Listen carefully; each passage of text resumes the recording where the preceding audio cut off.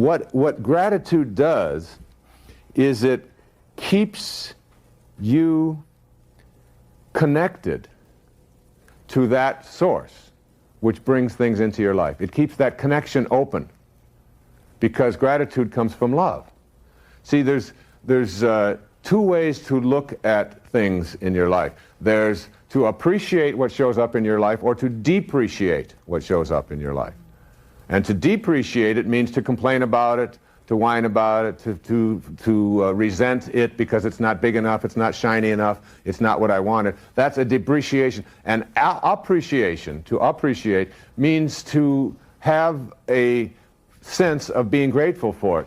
And that most people that I have encountered in my life, and it's why I talk about this in commencement addresses and make this one of the secrets, if you will, for success and inner peace along the extra mile. Most people are spending their life looking for occasions to be offended. And when you are looking for occasions to be offended, you are a depreciator. And you will never have any shortage of occasions to be offended. They're out there all the time. There will always be somebody who'll dress differently, whose hair won't look the way you think it should, whose clothes won't match, whose language is something that you don't like, whose demeanor is off or whatever. And you'll find that every day, no matter how nice, a beautiful day it might be, there's still a puffy cloud that can come through and ruin it, and they're looking for that. Gratitude, there's a wonderful definition that I use for gratitude. Gratitude is the complete and full response of the heart to everything in the universe. The complete and full response of the heart to everything in the universe. And this gratitude disallows feelings of separateness from what shows up. See, resentment or complaining or fault-finding are things that block you, are obstacles to that free flow. They reinforce the idea that I am separate from that and it's not giving me enough. Gratitude for what shows up and expressing that gratitude with affirmations and regular affirmations of it is a way of keeping that channel clear between you and that divine presence. There's a wonderful little old joke about a lady who was on the beach with her grandson, and she's walking along the beach, and all of a sudden this huge wave comes along and picks up the little boy, and he disappears. And she just goes down on her knees, and she just doesn't know what to do. This is my grandson. Please, God, send my grandson back. I can't stay. What has happened? How could this have happened? Oh, please, I'll do anything. I'll do anything. And all of a sudden, another wave comes along and plops him right back down right in front of her. And she looks at him, and she turns around, she goes on her knees, she says to God, he was wearing a hat.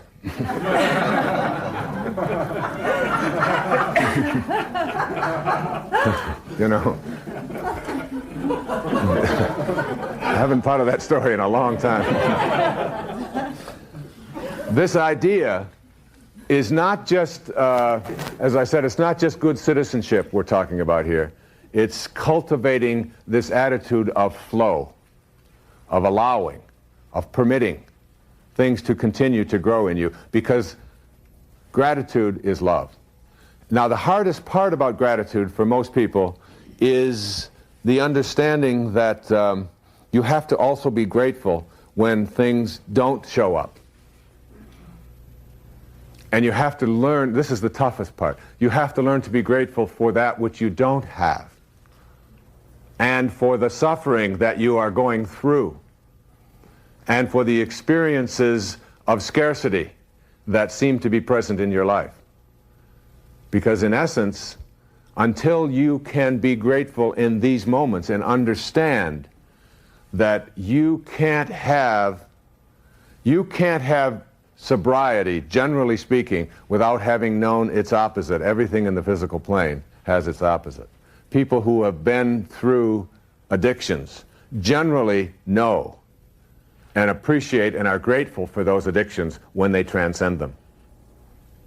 You won't find very many alcoholics who are in recovery who will say, I resent my addiction days.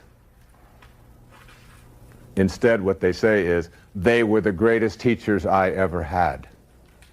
And I couldn't be where I am today without having had those. Now, this is true for all of our experiences. When people say to me, can you really say that you are grateful that your father walked out of your life when you were just a baby? Can you really say that the time that he spent in prison, and the fact that he never sent any money, and the fact that you had to spend early years in foster homes and so on, and away from the rest of your family, can you really say that you're grateful for that? I say, my father was my greatest teacher. I never met the man. And I talked about that on an earlier program. But without my experience of learning to rely upon myself as a young boy, I couldn't, as a grown man, be teaching self-reliance today. Couldn't do it. My dear, wonderful friends, tonight I shall share with you the most powerful secret in all of creation: how to speak to yourself in a way that will completely transform your world in just 3 days. Not in 3 months, not in 3 years, but in 3 days.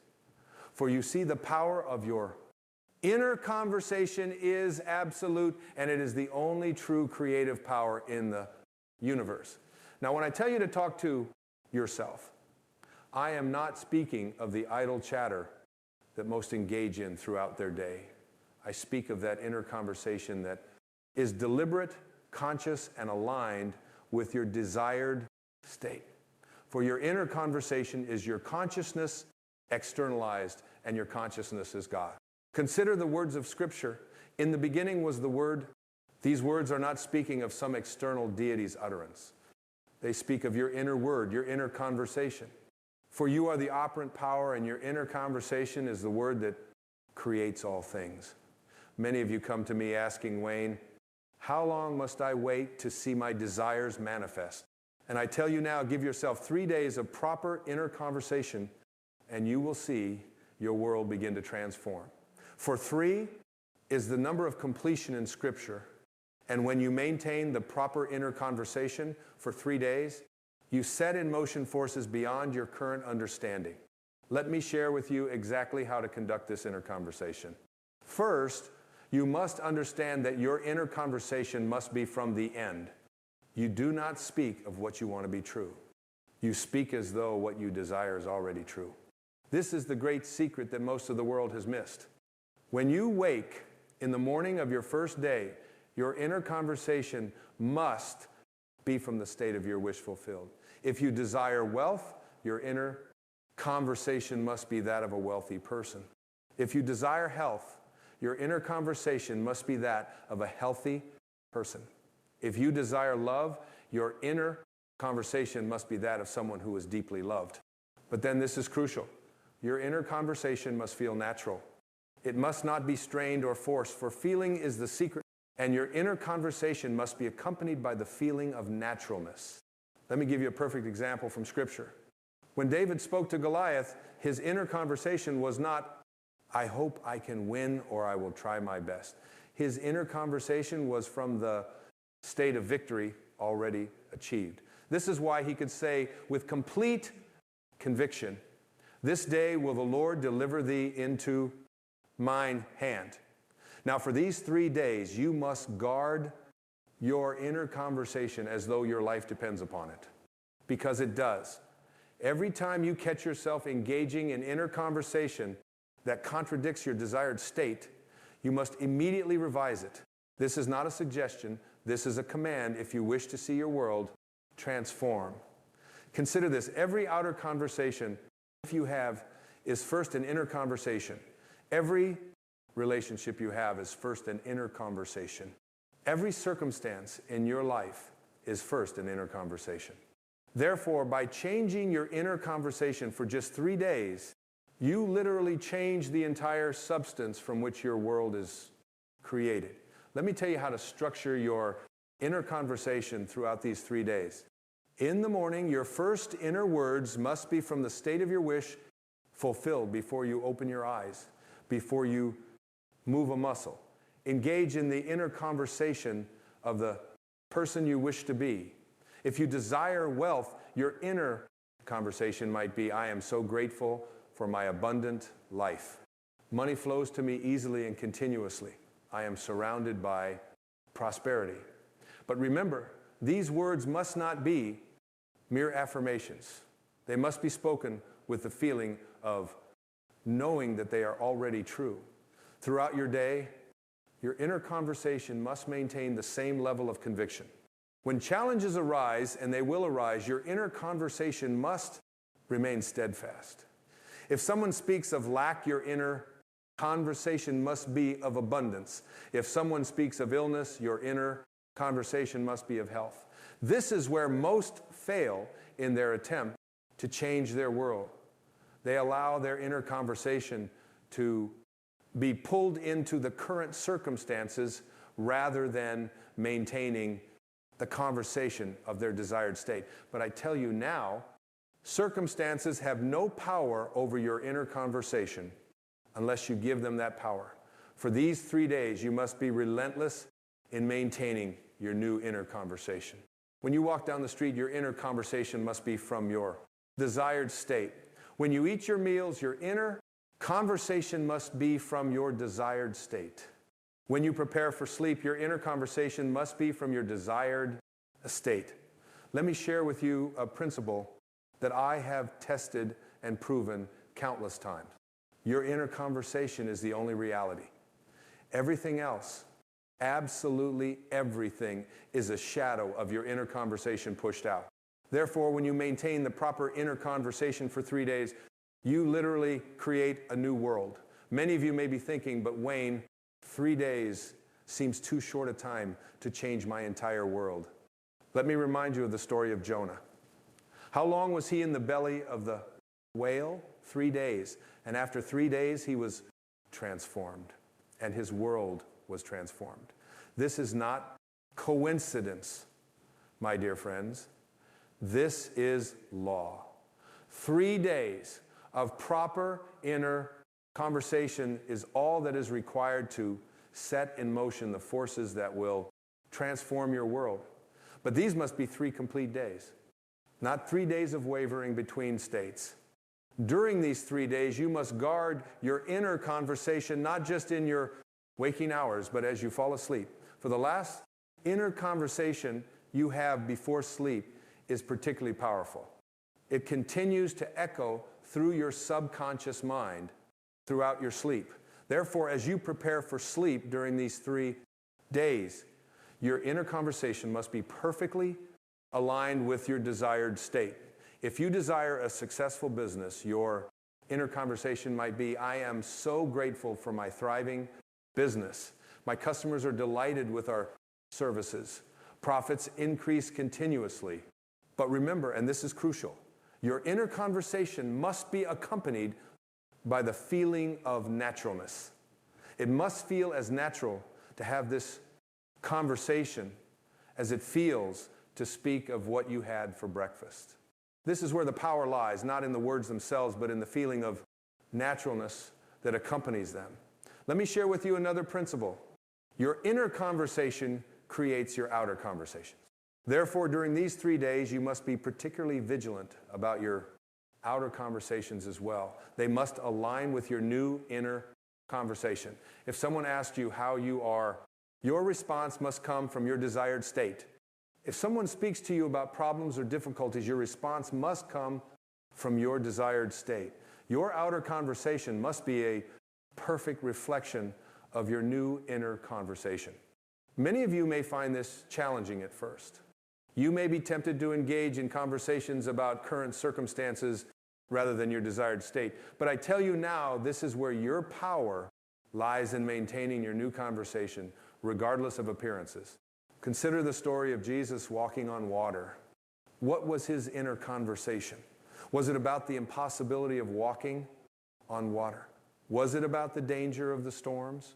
No, his inner conversation was from the state of mastery over all natural laws, and his outer world had to conform to this inner conversation. During these 3 days, you must maintain the same level of conviction in your inner conversation.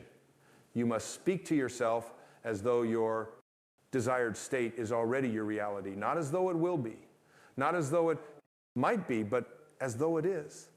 Let me share with you how to handle doubts when they arise during these 3 days, and they will arise. When a doubt appears in your mind, do not fight it.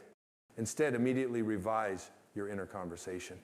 If you catch yourself saying inwardly, "This isn't working," immediately revise it too. "Everything is working perfectly. My world is transforming now." This revision must be immediate and complete. You cannot allow doubt to linger in your inner conversation. For remember, your inner conversation is the only reality.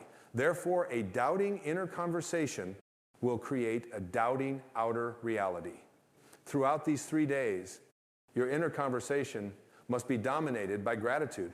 Not gratitude for what you hope will come, but gratitude for what is already yours in your desired state. This gratitude must be part of your inner conversation throughout the day. When you wake in the morning, your inner conversation must be filled with gratitude. When you go about your daily activities, your inner conversation must be filled with gratitude. When you prepare for sleep, your inner conversation must be filled with gratitude. Let me share with you another principle.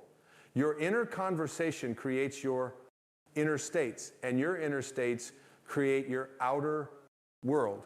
Therefore, during these 3 days, your inner conversation must create and maintain the inner state of your wish fulfilled.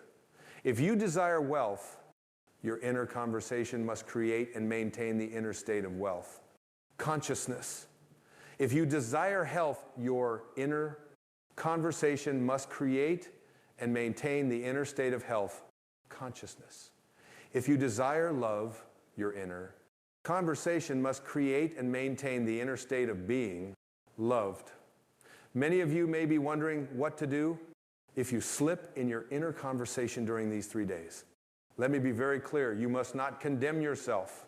Instead, immediately revise the conversation. Remember, you are training yourself to maintain a new inner conversation. And like any training, it requires practice. During these 3 days, your inner conversation must be your primary focus. Every other activity must be secondary to maintaining your new inner conversation. For you are literally recreating your world through this conversation. Let me share with you how to structure your inner conversation for specific desires.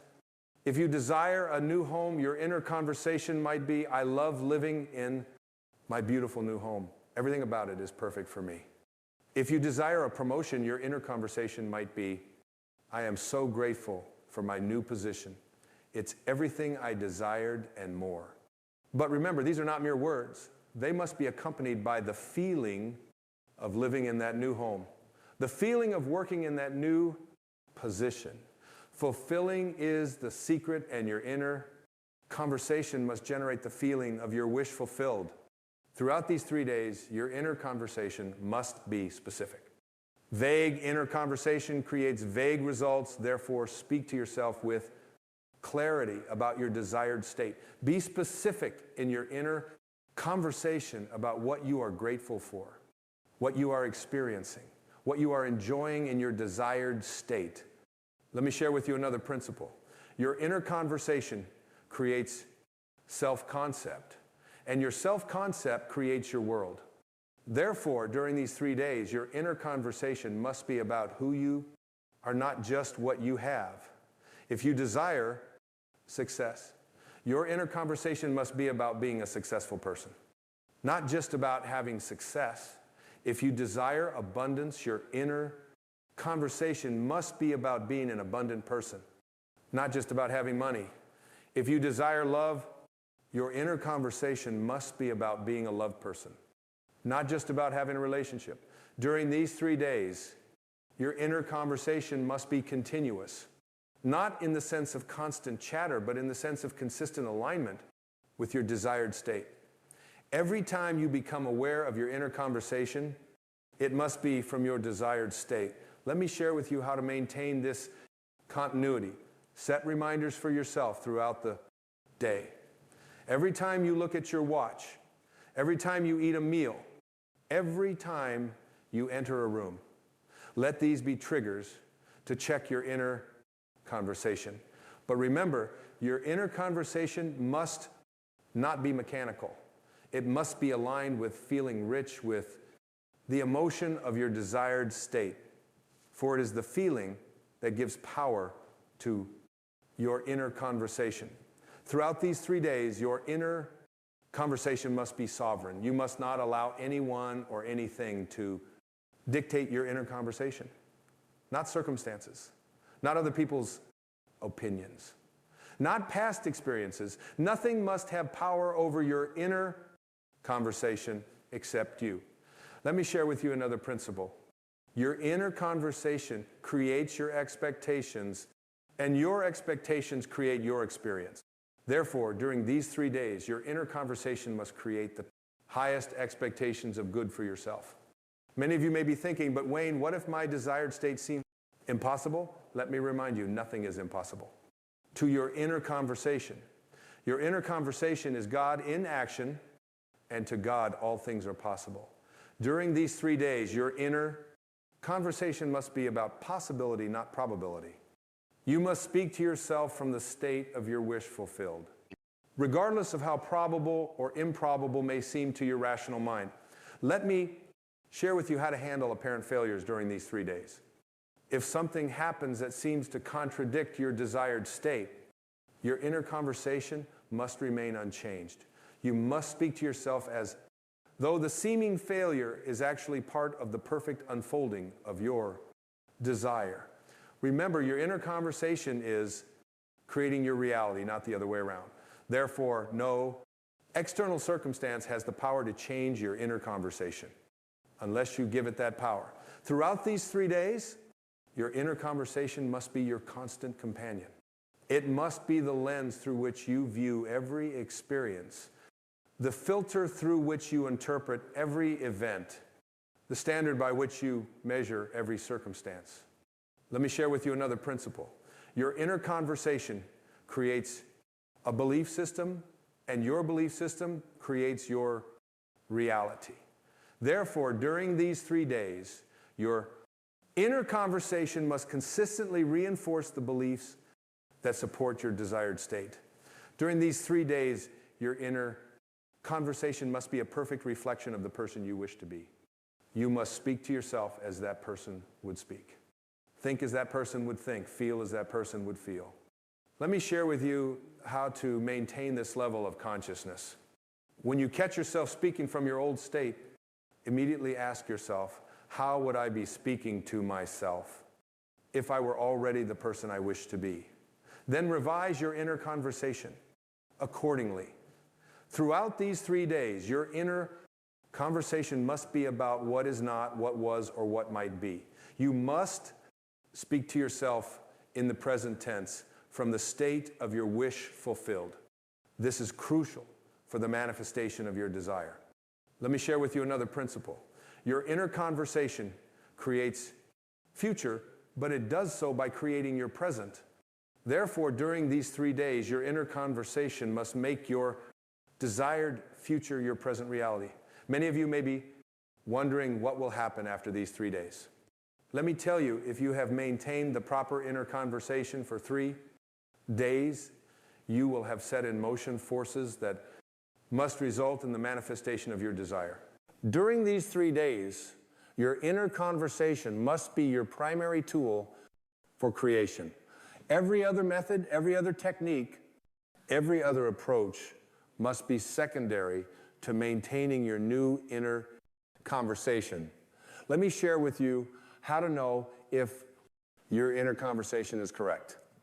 If it feels natural, if it feels real, if it feels true, even in the face of contrary evidence, then your inner conversation is correct. Throughout these 3 days, your inner conversation must be protected like a precious jewel. You must guard it against doubt, against fear, against negativity. For your inner conversation is the very substance from which your world is created. Let me share with you another principle. Your inner conversation creates a relationship with yourself and your relationship with yourself. creates all other relationships. Therefore, during these 3 days, your inner conversation must reflect the highest, most loving relationship with yourself. During these 3 days, your inner conversation must be your sacred practice. You must treat it with the same reverence that a priest treats his prayers, that a scientist treats his experiments, that an artist treats his creations. Let me share with you how to maintain this level of devotion. See your inner conversation as your direct connection to the creative power of the universe. For that is exactly what it is, your consciousness in action creating your world. Throughout these 3 days, your inner conversation must be your constant reminder of who you really are, the operant power in your world, the creator of reality, the God of your uniqueness. And that, my dear friends, is how you must talk to yourself for 3 days if you wish to transform your world. Not sometimes, not occasionally, but consistently, continuously, constantly. For your inner conversation is the Word of God in action, and it cannot return void. Remember this, your world is your inner conversation pushed out. Therefore, guard your inner conversation for these 3 days, as though your life depends upon it, because it does. So what will you do with this knowledge? Will you continue with your old inner conversation, creating the same results you've always created? Or will you begin today, this moment, to maintain a new inner conversation that must create a new world? The choice is yours, but the law is absolute. Your inner conversation creates your reality. Therefore, speak to yourself for 3 days as though your desires are already fulfilled, and watch your world transform. That's the message I want to leave you tonight. Not because it's easy, but because it's true. Not because it's simple, but because it's powerful. Not because it's what you expected to hear, but because it's what you needed to hear. Remember, 3 days of proper inner conversation will transform your world every single time. And isn't that worth thinking about? There comes a moment in every life when the soul whispers softly at first that something isn't right, that despite the things you've gathered, the achievements you've counted, the steps you've followed, something remains untouched, unawakened, unfulfilled. Not because life has failed you, but because your thoughts have not yet remembered their power. You see, you are not merely a body moving through the world. You are a field of consciousness creating it. And the lens through which you look at the world, your thoughts, is not a passive reflection of life, but the very projector of its quality. What you think is not just commentary, it's alchemy.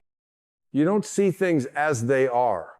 You see things as you are through the stories you've chosen, through the meanings you've inherited, through the emotions you allow to linger like smoke in the chambers of your mind. Your outer world is always mirroring the dominant vibration of your inner world. And your thinking, moment by moment, is the tuning fork. The universe, being eternally impartial, says only this: as you believe, so shall it be done unto you. You are not what the world calls you. You are not your name, your title, your reputation, or your fears. You are the thinker behind the thoughts, the dreamer behind the mask, the awareness, watching it all unfold, and waiting, always waiting, for you to reclaim your authorship of this life. Most people never pause to wonder, who is doing the thinking in here? And where did these thoughts come from? They repeat patterns like a song stuck on repeat. Songs of lack, of worry, of comparison, of judgment, never realizing that they are dancing to music. They never chose that their mind has become a house built by strangers, and now they live inside it, calling it truth. But thought is not fixed. It is fluid. It can be questioned, it can be healed, it can be elevated, and when it is, life itself begins to take a new shape. The quality of your life is not determined by the conditions you're in, but by the conversations you're having with yourself about those conditions. It's not the storm that breaks you. It's the belief that you cannot sail through it. Begin to listen, truly listen, to the voice that speaks just beneath the noise, the still, silent knowing that's always been with you. It doesn't shout, it doesn't panic, it doesn't echo the world's madness. It simply reminds you, you are not your thoughts. You are the one who chooses which thoughts get to stay. And that is the first liberation, to recognize that you are not a prisoner of your thinking. You are its master. But mastery begins with awareness. Every moment you catch yourself thinking a thought that limits you, a thought that shrinks your spirit or dim your light, is a holy moment, a spiritual opportunity. Not to shame yourself, but to remember yourself. To remember that no one installed that thought without your permission, and that now, in this breath, you can choose again. The quality of your life is not waiting at the end of some distant achievement. It is shaped, molded in the unseen furnace of your inner dialogue. Do you feed the flame of resentment? Do you pour gasoline on thoughts of fear, of not being enough, of being left behind? Do you carry the past into today like a sack of stones, repeating, "This is just how I am," as if your identity were carved in stone rather than breathed into being? Or do you wake up each morning and choose a new vibration? Do you speak to yourself with love before the world gets a chance to interfere? Do you plant thoughts of peace, joy, forgiveness, and water them with presence until they bloom into a life that reflects your soul? Most people treat thoughts like facts, but thoughts are just clouds passing through the vast sky of your awareness. You are not the cloud, you are the sky. And in that realization, you are free. Let me ask you gently, what have you been thinking about today? Because that's what you've been living. The world around you is echoing back the tone you set in silence, and nothing will change until the thinking does. So if you want to heal your relationships, change your thinking about connection. If you want to find peace, change your thinking about the past. If you want to create abundance, change your thinking about worth. And if you want to love yourself, change your thinking about who you believe you are. It is never about adding more. It is always about subtracting the noise. You were born whole. You were born wise. You were born connected to the divine. And every thought that told you otherwise was an illusion borrowed from a world that forgot how to see. But today you remember, that is the beginning of everything. The moment you begin to observe your thinking without becoming it, something miraculous happens. A quiet space opens up between stimulus and response, between the noise of the world and the whisper of your soul. In that space lives your power not to react, but to choose, not to cling, but to release, not to fear, but to trust. And that single shift from automatic to aware begins to alter the very texture of your life. You stop being dragged by circumstance and start becoming guided by consciousness. You stop trying to control the uncontrollable and begin to align with what is eternal within you. There is no circumstance outside of you that holds more weight than the thoughts you are rehearsing inside you. You may not control what others do, what they say, or what has already happened, but you do control the meaning you assign to it. And meaning is everything. A thought of betrayal can become a teacher of boundaries. A thought of loss can become a doorway to gratitude. A thought of failure can become the seed of wisdom. It all depends on the thinker. We've been conditioned to believe that happiness is circumstantial, that peace is a destination, that worth must be proven. But none of that is true. It never was. The outer world is merely the shadow cast by the shape of your thoughts. And when you sculpt those thoughts with love, with intention, with a gentle but firm sense of presence, the world reflects a beauty that was waiting all along. No spiritual teacher, no enlightened soul ever reached peace by rearranging the furniture of the world. They reached it by rearranging the architecture of their inner world. They learned to master the mind, to see through its tricks, to soften the grip of judgment, and to return again and again to the spaciousness of now. They did not wait for perfect conditions. They created a perfect perception. And that is the invitation for you. The quality of your life is shaped by the quality of the questions you ask yourself. Not, why is this happening to me? But what is this showing me? Not, what do I lack? But, what is life trying to bring forward in me through this? The quality of your thinking is determined by your willingness to surrender the need to be right, to be certain, to be in control. Because real transformation does not come from control. It comes from trust. It comes from the surrender of false stories and the embrace of the sacred present. You were not born to ruminate in regret or spiral in worry. You were born to create. And your primary creation is the thought you allow to take root in your mind. That thought becomes emotion. That emotion becomes behavior. That behavior becomes character. And character becomes destiny. Trace it all back, and it begins with one silent seed, one thought. So plant well. Think of your thoughts as guests in the temple of your mind. Who are you letting in today? Who are you allowing to sit at the table of your awareness? Are they voices of fear or faith? Are they the voices of past wounds or present miracles? You are the gatekeeper. You are the master gardener. And whatever you nourish within will blossom in the world without. Do not underestimate this power. It is not a metaphor. It is spiritual law. Change the frequency of your thoughts and you will alter the symphony of your life. This is not about positive thinking for the sake of ignoring pain. It is about conscious thinking that acknowledges pain but does not build a home inside it. It is about choosing the higher perspective even when the lower one screams louder. It is about rising not because the world demands it, but because your soul remembers its wings. And yes, there will be days when the old thoughts return, when the inner critic bangs on the door, when the fog sets in again. That's okay. This is not a path of perfection. It is a path of presence. And presence is a practice.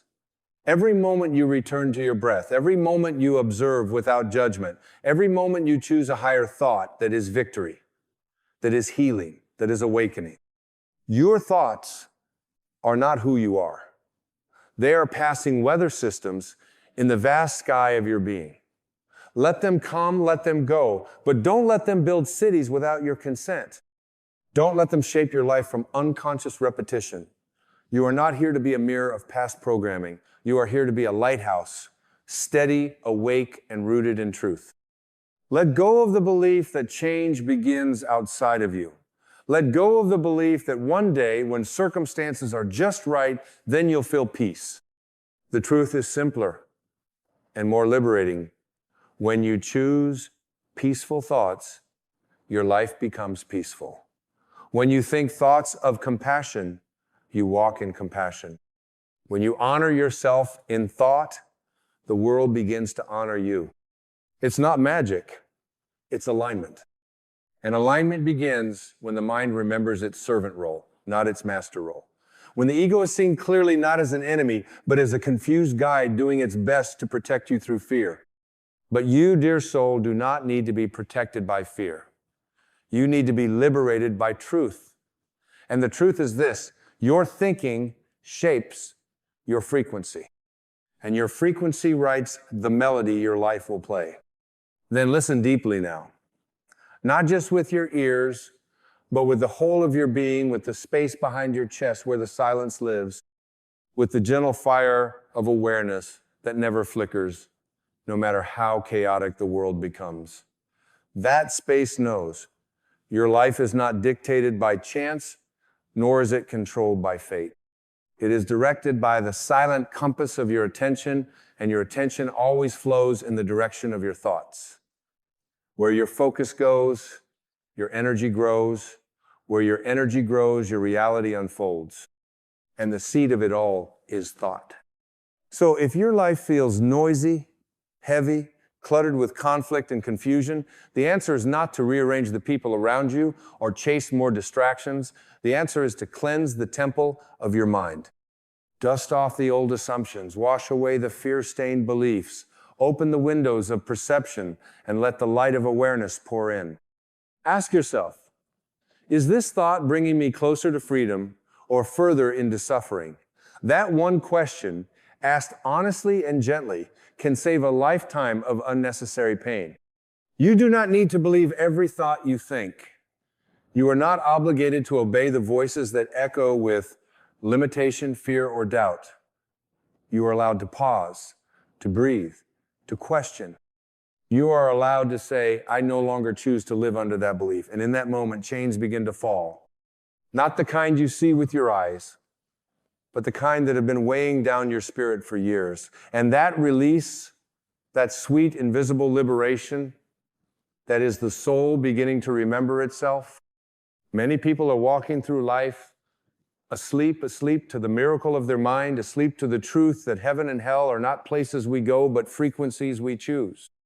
A thought of bitterness is a step toward hell. A thought of compassion is a step toward heaven. And these steps, taken moment by moment, build the path your feet will follow. Do not wait for a burning bush. Do not wait for thunder in the sky or a voice to break through the clouds. The voice is already inside you. It speaks in the silence. It speaks when you slow down long enough to hear the deeper questions. What am I rehearsing in my mind each day? What am I practicing with my inner dialogue? And does it serve the life I truly want to live? Because here is the hidden truth. You are always practicing something. Every thought you entertain, every judgment you accept, every fear you repeat, you are strengthening a pathway in your mind. That pathway becomes the direction of your life. So ask yourself, is this a path of light? Is this a path of freedom? Or am I unconsciously paving roads to old prisons? You are not broken. You are not behind. You are simply ready to awaken. That is why these words resonate. Not because they are new, but because they are ancient truths you've always known. Deep down, beneath the noise, beneath the conditioning, beneath the expectations, your soul has always whispered, I am the thinker. I am the chooser. And I am free to choose again. Begin now. Begin today. Let this moment be the turning point, not the dramatic kind that needs lightning bolts or emotional fireworks, but the quiet kind where the soul simply stands up and says, no more thoughts that shrink me, no more stories that shame me, no more identities borrowed from pain. In their place, you begin to plant the seeds of clarity, of love, of worthiness. You begin to think as if life is on your side. You begin to believe that peace is not something to chase, but something to allow. You begin to live from the knowing that you are enough, not because you proved it, but because you remembered it. And that shift, subtle though it may be, is how miracles begin. Because when you change the way you think, you change the way you feel. When you change the way you feel, you change what you believe is possible. And when you change what you believe is possible, the universe rearranges itself to reflect that belief. Not because it was withholding, but because you were. You were withholding permission to receive because you didn't believe you were worthy. You were withholding love because you were afraid of being hurt. You were withholding peace because you thought chaos was your default setting. But now you begin to allow. And allowing begins with a thought. A single thought that whispers, what if the old story is not the truth? And once that thought enters, the whole house of illusion begins to shake. Because the mind that has built its home on fear cannot withstand the gentle wind of truth. That truth is simple. You are not your past. You are not your pain. You are not the voice that says you'll never make it. You are the awareness that hears that voice and chooses something higher. So today, choose again. Choose the thought that lifts you. Choose the thought that brings you back to stillness. Choose the thought that speaks to your future, not your fear. And when you forget, because you will simply remember that forgetting is part of remembering. Falling asleep is part of waking up. There is no shame in it, only grace. The quality of your life is not about what you have. It is not about what they think. It is about what you believe, what you nurture, what you entertain in the invisible world of your mind. And that is where your greatest work must begin, not in trying to force the external, but in softening, cleansing, and renewing the internal. Because when the internal world is healed, the external world becomes a mirror of that healing. And you become the light you were seeking. And when you become the light you were seeking, you stop chasing shadows. You stop grasping at empty promises wrapped in noise. You stop running from yourself because you finally realize there is nowhere to run. Everything you've ever wanted was already resting within the quiet space of your own being, waiting for your thoughts to align with its presence, not to earn it, but to see it, to see that your worth was never in question, only in recognition, that love was never absent, only obscured by the fog of conditioned belief. There is a profound shift that happens when you stop thinking in reaction and begin thinking in creation. When you stop allowing every passing fear to dictate your emotional climate and instead become the conscious author of your internal world. In that shift, you stop being a thermometer reacting to the temperature of the world, and you become the thermostat setting the tone of your life from the inside out. That is not philosophy, that is power. That is freedom, that is mastery. It doesn't happen by force, it happens by remembrance. And remembering is a sacred act. It's sitting in stillness long enough to hear the thoughts beneath the thoughts. It's breathing deeply enough to separate the truth from the trauma. It's choosing to become the observer instead of the reactor again and again until the old wiring begins to dissolve and a new way of being begins to rise. You cannot think your way to peace through judgment. You cannot think your way to love through resistance. But you can return always to a thought that is in harmony with who you truly are. A thought of grace, a thought of openness, a thought of I am already enough. And from that thought, a new vibration radiates outward, not in a shout, but in a silent frequency that draws new realities to your feet. Your job is not to fix the world. Your job is to think in alignment with truth and let the world respond to your alignment. That's how reality changes, not from resistance, but from resonance. If you don't like what life is reflecting, look not at the mirror, but at the face you're presenting to it. Change the internal pattern, and the reflection must follow. So many of us are addicted to fixing. We want to fix the job, the relationship, the circumstances.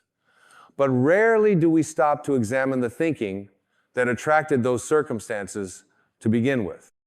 And until that examination takes place, we find ourselves repeating the same storylines with different characters.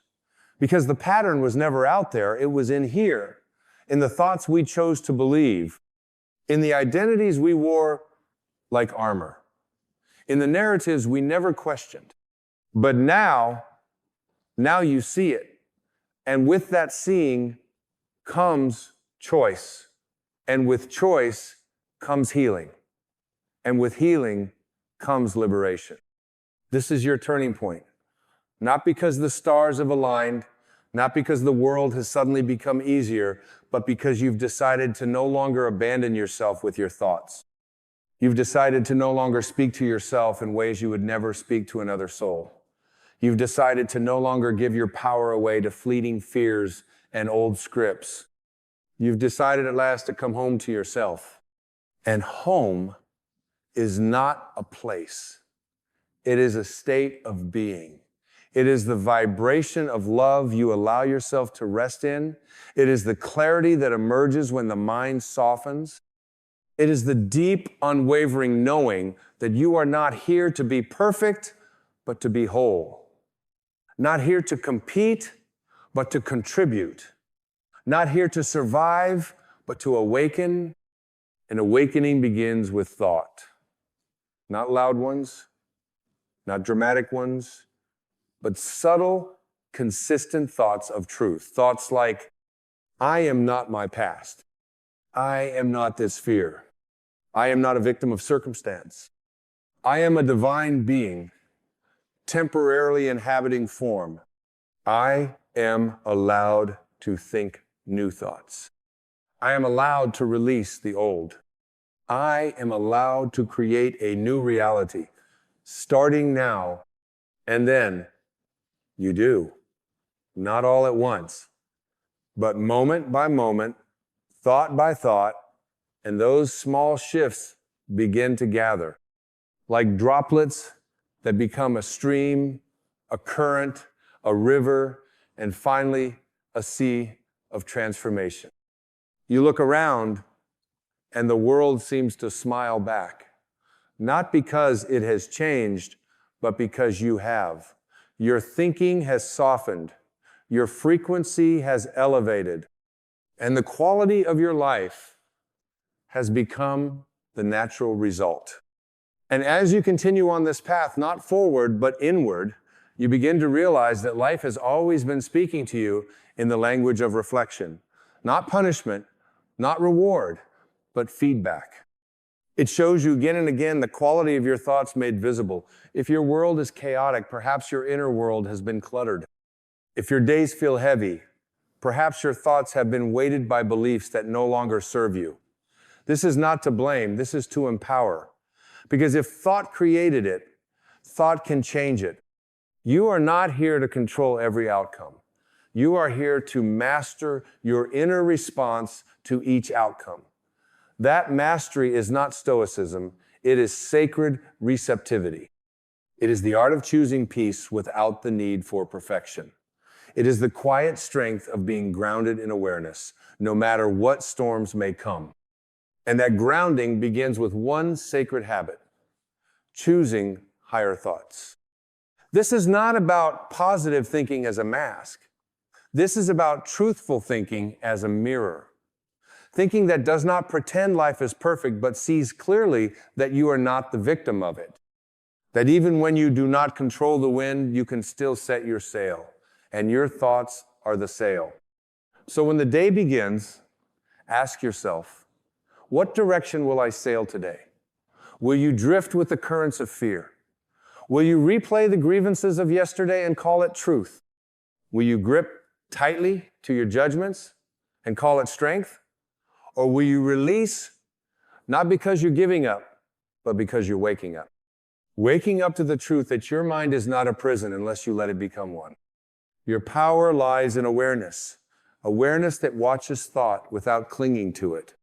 Awareness that sees a fearful thought and smiles gently, saying, I hear you, but I do not follow you.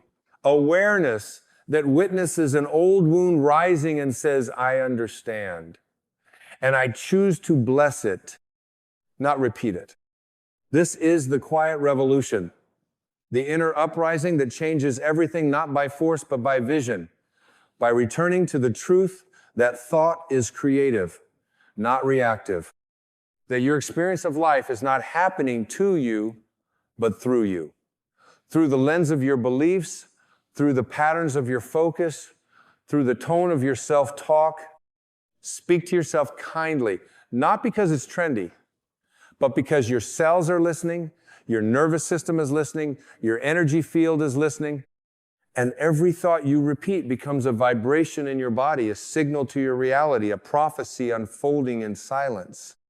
So speak with reverence, even when you're tired, even when you're unsure, especially when you're afraid. That is when the power of your thinking becomes sacred. That is when you step not into illusion, but into alignment, into truth, into love. Not love as sentiment, but love as vibration, love as clarity, love as the refusal to think thoughts that betray your divinity. Let your thinking become a prayer, not with folded hands, but with an open mind. Let every thought be a candle lit in the dark room of unconsciousness.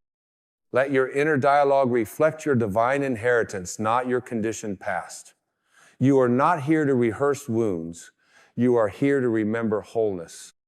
And when you forget, as we all do, return again. Return to the breath, return to the stillness, return to the observer within you who has never been harmed, never been afraid, never been less than divine. That witness within you is your anchor.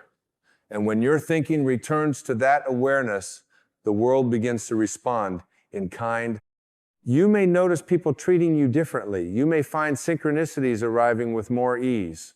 You may watch as what once felt like effort begins to feel like flow. This is not coincidence. This is coherence. Coherence between who you are, how you think, and what you allow yourself to feel. And when that coherence is present, miracles are not rare, they are natural, because miracles are not events. They are perceptions. They are shifts in thinking from fear to love, from lack to trust, from separation to unity. And the more often you allow that shift in the quiet space of your mind, the more your entire life becomes a sanctuary of grace. You were never broken. You were only believing broken thoughts. You were never unworthy. You were only echoing unworthy beliefs. You were never disconnected. You were only distracted. And now you remember. You remember that every thought is a paintbrush, and your life is the canvas. Paint with intention. Paint with vision. Paint with love. Because the masterpiece of your life is not made with your hands, it's made with your mind. Then let us keep walking gently, steadily, down this sacred path of remembering. Because remembering who you are is not a grand announcement, not a mountaintop moment with trumpets and crowds. It is a soft return, a humble realignment with the center of your being. And that return begins with a single conscious thought. I no longer choose to think in opposition to my soul. You see, the soul doesn't argue. It doesn't scream. It doesn't compete for your attention. It simply waits quietly, faithfully, lovingly beneath the chatter of the mind. And when your thinking finally slows, when you stop rehearsing the noise long enough to be still, you feel it. That calm, sacred knowing, that presence that cannot be described, only experienced. That is who you are beneath the thoughts. But most people never meet that presence because they are too busy managing a mind that was never taught how to rest. A mind trained in survival, not serenity. A mind so addicted to solving problems that it forgets the greatest solution is often surrender. And here's the paradox. The more you try to control your thinking through force, the more chaotic it becomes. Because the ego loves a fight, but the soul whispers, there is nothing to fight. There is only something to release. So release it. Release the idea that your thoughts define you. Release the belief that your worth must be earned. Release the illusion that peace is conditional. And in that releasing, you begin to rise, not with effort, but with ease. Because the heavy thoughts fall away, and what remains is light. And what is light always remembers how to rise. The quality of your life, beloved, is not about the things you can accumulate, not about the titles you can achieve, not even about the milestones you cross. The quality of your life is about the quality of your presence. And presence is the gift you give yourself when your thoughts no longer drag you away from the now. In this moment here, now there is no problem. There is only breath. There is only being. And there is the choice right here to think a thought that brings you closer to peace. A thought that opens the window rather than slams the door. A thought that loves instead of judges. A thought that forgives instead of punishes. A thought that lifts instead of locks. And yes, You are allowed to choose those thoughts, even when it's hard, especially when it's hard, because those are the moments that shape the landscape of your life. Anyone can think beautifully when things are easy, but to think lovingly in the face of fear, to think kindly when the world is cruel, to think abundantly when the bank account says otherwise, that is the true power of spiritual maturity. That is the fire of awakened thinking. That is the light that cannot be put out by circumstance. You are not your old reactions. You are not your unconscious habits. You are not your childhood programming. You are not your inner critic. You are not your inherited shame. You are not the wounds of your lineage. You are the sky that holds it all. You are the space between the thoughts. You are the stillness beneath the storm. And in that stillness, you are free. From this stillness, begin again. Begin thinking in the language of truth. I am here. I am whole. I am aligned. I am willing. I am enough. You don't need the world to agree with you to think in alignment with love. You don't need proof to think in alignment with abundance. You don't need apologies to think in alignment with forgiveness. The outer world does not need to shift first. You do. And once you do, the world, as if by divine reflection, follows. Not always instantly, not always in the ways you expect, but always faithfully, because your outer world is a delayed reflection of your inner devotion. So devote yourself to thoughts that heal, to thoughts that build, to thoughts that honor your sacredness. Devote yourself to thinking like someone who knows they are connected to Source, because you are. You always have been. No thought can sever that connection. But every thought can either obscure it or reveal it. Choose the thoughts that reveal. Choose the thoughts that set you free. Choose the thoughts that invite miracles. Because when the quality of your thinking rises, your whole life becomes a reflection of heaven lived on earth. And the door to that heaven is always unlocked. You simply need to think your way home. Then let us in, not with noise, but with a whisper, the kind that reaches deeper than any shout ever could. Your life is not waiting on the outside. It is blooming from the inside. You are not here to collect thoughts like trophies or chase perfection through the mind. You are here to think in alignment with the truth you already are. So pause, breathe, and remember, the quality of your life is the quality of the thoughts you nurture when no one else is listening. Choose thoughts that return you to peace. Choose thoughts that remember your wholeness. Choose thoughts that make room for grace. And when in doubt, choose love. Because the most powerful thought you will ever think is, I already am. And from that knowing, everything changes forever.